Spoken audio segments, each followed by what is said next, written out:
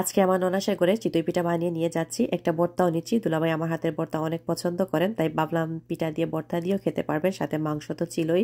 ওইদিকে আবার যেহেতু অনেকগুলা পিঠা বানিয়ে নিয়ে যাব, ওই জন্য একসাথে 3টা প্যান বসিয়ে দিয়েছি। যদিও একটা প্যানকেকের প্যান, তারপর ওইটাতে কিন্তু অনেক ভালো হয়, খেতে অনেক মজাও লাগে। আমার বাচ্চারা তো ভীষণ পছন্দ করে। আর শুধু এইটা না, সব বাচ্চারা বড়রা সবাই কিন্তু এই পিঠাটা খেতে ভীষণ পছন্দ করে। আর আপনারা সবাই জানেন এটা বানানো অনেক বেশি ইজি, মাত্র 5 মিনিট লাগে। শুধু ডেকে কিছু লং টাইম রাখতে হয় যাতে করে ভিতরটা ভালো করে হয়। তো যাই হোক, আজকে আমি যেভাবে বানাই ওইটাই আপনাদের সাথে শেয়ার করতেছি। আমি এখানে বাজারে যে চালের গুঁড়ি কেনা প্যাকেট পাওয়া যায় ওইটা দিয়ে এটা বানাচ্ছি। তো এখানে 2 কাপ চালের গুঁড়ি আর 2 কাপ পানি দিয়ে দিয়েছি, কুসুম গরম পানি, আর সামান্য একটু লবণ দিয়ে ভালো করে ব্লেন্ড করে নিচ্ছিলাম। আর আপনারা যারা ফার্স্ট টাইম ট্রাই করবেন, আপনারা অবশ্যই বাটিতে প্রথমে দিবেন, তাহলে কিন্তু আন্দাজ পাবেন। আমি বানাতে বানাতে ইজি হয়ে গিয়েছে, ওই জন্য আর প্রবলেম হয় না। তো যাই হোক, এখানে হচ্ছে আমি 2 কাপ চালের গুঁড়ি আর 2 কাপ কুসুম গরম পানি দিয়ে ভালো করে ব্লেন্ড করে নিয়েছি। যদি আপনাদের কাছে হ্যান্ড ব্লেন্ডার থাকে তাহলে ওইভাবে করতে পারবেন, আর ব্লেন্ডার থাকলেও করতে পারবেন। তাছাড়া হাত দিয়ে করতে গেলে আর কি অনেক বেশি টাইম লাগে, ওই জন্য এইভাবেই ইজি। আর এর ব্যাটারটা কিন্তু খুবই পাতলা হবে, সন্দেশের গুলার চেয়ে কিন্তু অনেক পাতলা। বাট আমি চেক করে দেখতেছিলাম এটা বেশি পাতলা হয়ে গিয়েছে, তাই আরও 1 চামচ গুঁড়ি দিয়ে আরও 1 মিনিটের মতো ব্লেন্ড করে নিচ্ছি। তো আমার মিক্সারটা মোটামুটি হয়ে গেলে আমি এখন হচ্ছে হাফ অ্যান আওয়ারের জন্য এটা একপাশে রেখে দিব। এতে করে ব্যাটারটা আরও সুন্দর আসবে আর কি, পিঠাটা আরও সুন্দর আসবে।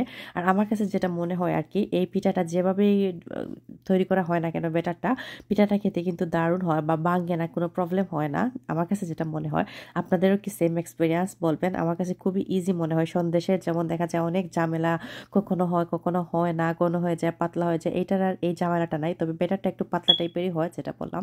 এনিওয়ে, হাফ অ্যান আওয়ার হয়ে গিয়েছে, এখন বানানোর পালা। আমি সামান্য পানি জাল করে নিয়েছিলাম 2টা প্যানে, যাতে করে নিচে না লাগে। আর এখন সামান্য অয়েলও ব্রাশ করে নিচ্ছি। একটু পানি আর অয়েল ব্রাশ করে নিলেই হয়ে যাবে, নিচে একদমই লাগবে না। এটা বানানো খুবই ইজি, যদিও তারপর একটা প্রসেসিংয়ে কিন্তু অনেক টাইম লেগে যায়। সেটা হচ্ছে কি, অনেক লং টাইম ডেকে রাখতে হয়, না হলে কিন্তু ভিতরটা কাঁচা থেকে যাবে। যেহেতু এক পাশ মাত্র করা হয় আর আরেক পাশ তো উল্টি আর করা হয় না, ওই জন্য আর কি। তো আমি এইটা করতে করতে অনেকগুলো আরও কাজ করতেছিলাম। মনে হচ্ছিল একটু রিল্যাক্সও, আবার কখনো কখনো মনে হচ্ছিল যে এত টাইম লাগতেছে। তো জাস্ট ডেকে মনে হয় 10 মিনিটের মতো রেখে দিলেই হয়ে যাবে। একটু কম আগুনে, বেশি আগুন দিলে আবার নিচটা একটু জ্বলা জ্বলা হয়ে যায়। যদিও কেউ কেউ এই ক্রিস্পিটা পছন্দ করেন, যেমন আমার কাছে অনেক ভালো লাগে এই ক্রিস্পিটা। এখন 10 মিনিট হয়ে গিয়েছে, এগুলা তুলে নিব। প্রথমবার তুলতে একটু কষ্ট হচ্ছিল, কারণ প্রথম ব্যাচে যে কোনো কিছু বানাইলে দেখা যায় একটু কম উঠে, ফ্রাই প্যানের বিষয়ে বিশেষ করে। তো যাই হোক, সব কয়টাই আসলে উঠছে, সুন্দরই হয়েছিল। আর একটু টাইম লাগছে, জাস্ট ডেকে তারপর দিতে হয়েছিল 10 মিনিটের মতো। যেহেতু 3টাতে করছি, তাই অনেক সময়ও বাঁচছিল।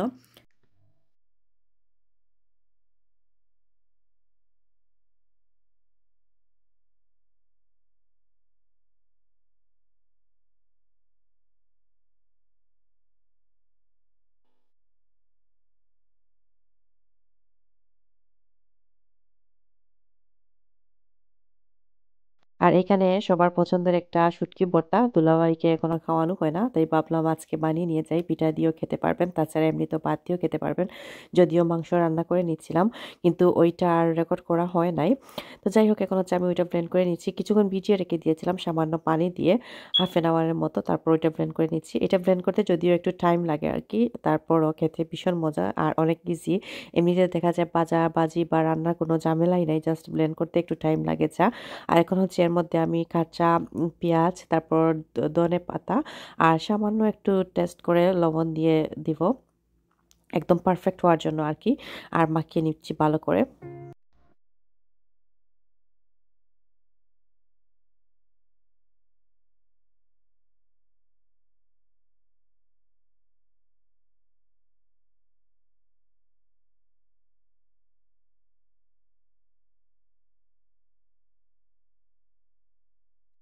এখন লাস্ট ব্যাচের পিঠাগুলো হচ্ছে, আর আমি এখানে বাকি সব কিছুই বাটিতে নিয়ে নিচ্ছিলাম। বিরিয়ানিও বানিয়েছি, ওই সব কিছুরই আর রেসিপি রেকর্ড করি নাই। গরু মাংস বিরিয়ানি, তারপর ভর্তা, শুধু ভর্তাটাই তো দিলাম।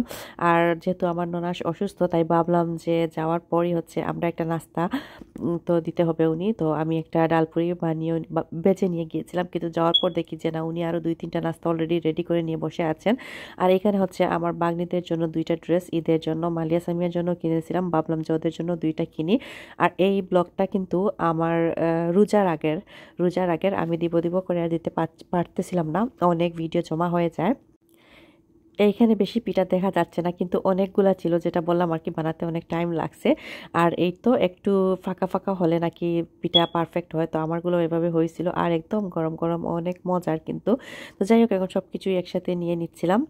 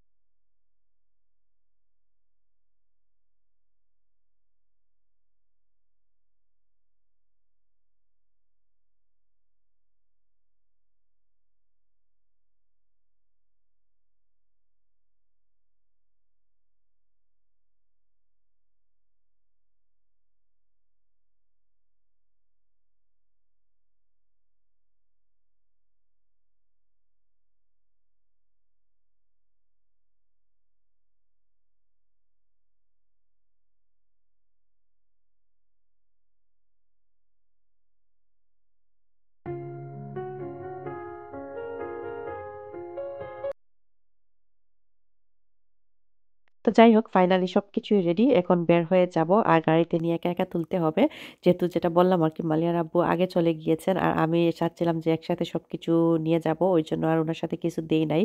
উনিও এটা বলতেছেন অবশ্য। তো এই তো, আজকের মতো এই পর্যন্তই। আমার ভিডিওটা ভালো লাগলে অবশ্যই শেয়ার করবেন। সবাই ভালো থাকবেন। আল্লাহ হাফিজ, আসসালামু আলাইকুম।